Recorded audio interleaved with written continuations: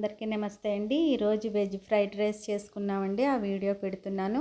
ముందుగా పొయ్యి వెలిగించి గిన్నె పెట్టి అందులో నూనె వేసి అది వేడెక్కిన తర్వాత జీలకర్ర, వెల్లుల్లి రెబ్బలు, క్యారెట్టు, క్యాప్సికమ్, అల్లం, పచ్చిమిరపకాయలు వేసి బాగా కలుపుకున్న తర్వాత కొంచెం పసుపు వేసి మళ్ళీ బాగా కలుపుకొని మూత పెట్టుకోవాలి.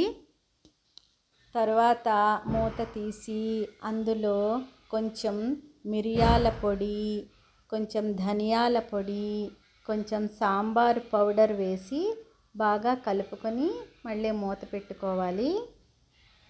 తర్వాత మూత తీసి అందులో కొంచెం పుదీనా ఆకు వేసి మళ్ళీ బాగా కలుపుకొని మూత పెట్టుకోవాలి.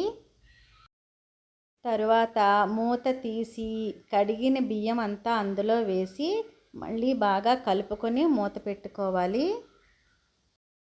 తరువాత మూత తీసి అందులో నీళ్లు పోసుకోవాలి. అంటే నేను 2 గ్లాసుల బియ్యానికి 4 గ్లాసుల నీళ్లు పోసాను. అలా నీళ్లు పోసుకున్న తర్వాత ఒకసారి కలిపి కొంచెం ఉప్పు వేసుకొని మళ్ళీ బాగా కలుపుకొని మూత పెట్టుకోవాలి. కాసేపు అయ్యాక మూత తీసి బాగా కలుపుకోవాలండి. కలుపుకున్నాక మెతుకు మెత్తబడిందో లేదో ఒకసారి చూసుకున్నాను. ఇంకొంచెం మెతుకు పలుకుగా ఉంది, అందుకని చెప్పి మళ్ళీ మూత పెట్టేసుకున్నాను. కాసేపు అయ్యాక మూత తీసి చూసానండి, మెతుకు మెత్తబడింది. అందుకని చెప్పి పొయ్యి కట్టేసుకుని కిందకి దింపేసుకున్నాను. నేను ఈ పదార్థం ఇత్తడి గిన్నెలో చేసానండి. అందుకని చెప్పి కిలం పట్టేస్తుందని స్టీల్ గిన్నెలోకి వెంటనే వేసేసుకున్నాను. తర్వాత ఒక ప్లేట్ పెట్టుకుని బంగాళదుంప కుర్మాతో ఈ ఫ్రైడ్ రైస్ వడ్డించుకున్నామండి.